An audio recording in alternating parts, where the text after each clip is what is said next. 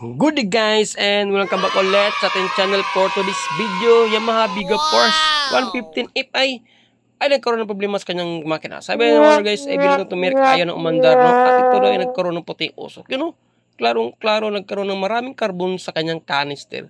Una natin ang kanyang sosi at try natin pa na rin kung ayaw ba talagang umandar.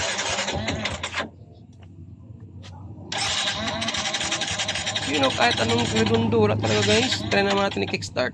Oh no! Kahit kickstart guys ay walang response no, at nakita ko parang malambot siya i-kickstart. Possible may problema na naman sa kanyang makina. So ito naman ay isang case ng loss of compression guys. To, para mabilis ang trabaho, kailangan baklasin natin kanyang cover, kaya magikin na natin.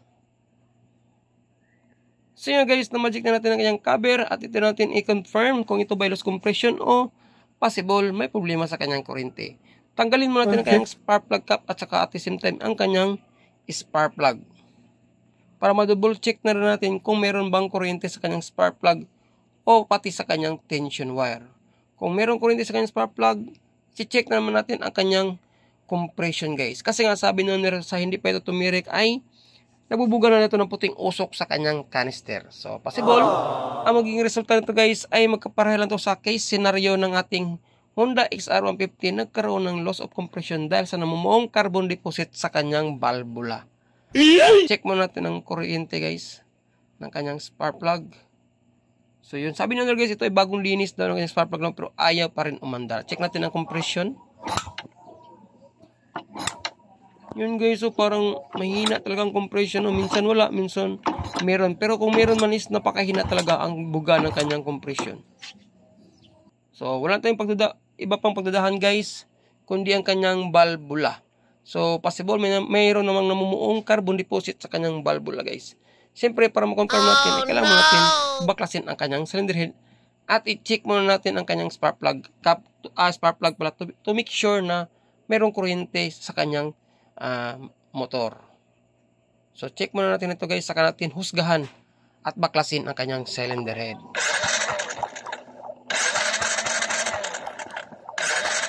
So yun guys, ox na ox po ang kuryente ng kanyang spark plug.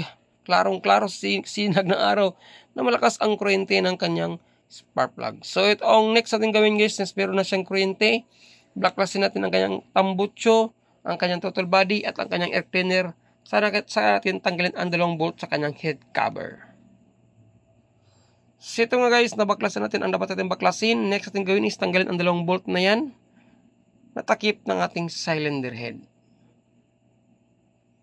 So kapag yung motor ay maka-experience ng ganyang senaryo, nag-uusok, matagal na, tapos hindi pa tumitirik, huwag nyo nang patagalin guys, bigyan nyo na pansin.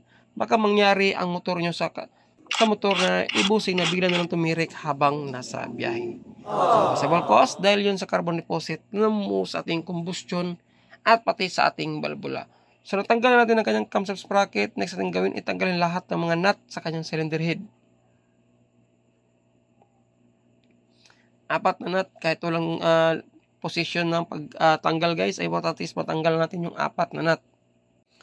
Nung tinanong ko si Bossing guys, sabi niya is wala pa lang history ito na nabaklas. Kasi nga is wala siyang ideya kung ito ba ay nabaklas o hindi. Dahil ito po ay nabili niya ng second hand. Tagal rin ito guys, no? Almost 5 years na ito. Simulang nabili ni Bossing itong motor na ito. So dito na natin magkaalaman kung ito ba ay nabaklas o hindi pa. O ito pa ay still virgin pa rin. At tayo ang una nakabaklas ng kanyang makina. So kapag natanggal natin yung 4 na nut, pwede natin tanggalin ang kanyang plate, kanyang cylinder head. Next is ang kanyang dalawang stud bolt sa loob, yung Allen na mataas na stud bolt, gamit ang ating Allen wrench. So, may mataas na stud bolt yan guys sa loob. Hindi natin nakita yan, pero kapag sinilip natin yan, may dalawang mataas na stud bolt sa kanyang tagiliran. Okay. Allen po ang gamitin natin na tools. So yun, natanggal na. So, dito natin malalaman ang katotohanan kung ano ang sitwasyon ng kanyang motor. Siyempre, tanggalin na natin ang kanyang block guys to make sure at ma-check natin kung mayroon bang gas-gas o nagkaroon ng pag-overheat sa kanyang piston. At pati na rin sa kanyang liner para makita natin ang condition ng kanyang cylinder block. So, ito na ang moment of truth. Ay hindi pala guys, kailangan pa natin tanggalin yung malaking nut na yung tagiliran kasi hindi natin mag-pull out yan kasi nakasabit yung timing chain. May mataas na bolt na kaangkla sa loob niyan guys. So gamit ating 17mm na socket, luwagan natin yan. Gamit ang ating electric impact wrench. So kapag maluwag na yan guys, mayroong allen na bolt yan sa gitna. Yung malaking nut na yan. So luwagan natin siya pa counterclockwise. Para matanggal natin yung timing chain na nakasabit sa loob. So 6mm na allen yan guys. Yun. So ayan na natin ng kaunti. Huwag nating ubusin. So kaunti lang. So yun. Para makalusot yung timing chain natin. So natanggal na siya guys. Kuha tayo ng gasolina at i-check natin yung kanyang intake. Lagyan natin ng gasolina kung may tagas ba o wala. So ganyan po ang kanyang carbon deposit. Medyo kaunti pa lang guys, no? Pero habang tumatagal, kakapal yan kapag pinatagal pa ni bossing. Buti na lang ito tumirik guys, no? Maaga-maagang pagtirik ng kanyang motor. So check natin ang kanyang intake. Lagyan natin ng kaunting gasolina. So yan guys, walang ka moisture na o tolo. So ito yung pinaka-last natin i-check, ang kanyang exhaust. Kasi dito mas maraming carbon na lumalabas sa kanyang tambucho guys. So possible dito rin ang cause kung bakit nagkaroon na siya ng loss of compression. So yun nga, hindi tayo nagkamali, ang daming leaking o tagas ng gasolina sa kanyang intake. Ito naman may same case scenario sa XR150 na mayroon namang bukol o carbon sa kanyang valvula. Kaya pag takip o pag close ng valvula ay ito ay nakaharang. Kaya lumusot ang hangin o pressure ng ating piston. Siyempre kapag nalagyan natin ng gasolina, automatic tatagas yan. So you know, klarong-klaro guys. So siyempre di mo tayo bibili ng bagong valvula. Ang gawin natin is, siyempre ibabalve natin siya o i-grind. Tulad ng ating ginawa sa XR150. So since nakita na natin ang cause kung bakit nagkaroon siya ng loss of compression, ngayon i-check naman natin ang kanyang kondisyon ng kanyang cylinder block at saka piston guys. Mas maigi na rin na i-double check natin since natanggal natin ang kanyang cylinder head. Kasi nga tulad ng sinabi ni bossing, ito ay nagkaroon ng puting usok, no? So possible na nagbabawas na rin siya ng langis. At tulad din ng sabi ni bossing, every time siya nakapalit ng langis, lagi na itong walang laman guys. Kahit mga isang baso, mahirap na daw matira ng isang baso. So possible may tama ng kanyang piston. So check lang natin saka natin i-confirm. So ito na yung liner niya. Hindi nga tayo nagkamali guys, ang daming hairlines o guhit sa kanyang cylinder block sa loob ng kanyang liner. So kaya ang naging dahilan kung bakit nagkaroon ng pagtagas ng oil sa ating cylinder head. Kaya nagkaroon siya ng puting usok dahil sa mga gas-gas na yan o hairlines. Guhit na namumuo sa ating liner. Okay. So siyempre ang walang ibang paraan dyan kundi rebore lang guys para mapakinabangan pa natin ang kanyang cylinder block. So next natin gawin is i-check natin ang kanyang piston. Mas maigi tanggalin natin ito para makita natin ang malapitan. Kita nyo bang parang oily na yan guys sa ibabaw ng kanyang piston? Yan po ay oil na gagaling sa ating makina. So klarong-klaro guys. So next natin gawin is i-pull out natin. Tanggalin natin ang kanyang lock ng kanyang piston. Lagyan natin ng basahan guys para iwas aberya o problema kung sakaling nilipad yung lock sa ating piston. Mas maigi yan, dipinsa na rin yan para hindi makapasok yung lock kung sakaling mang pagtanggal natin ay lilipad.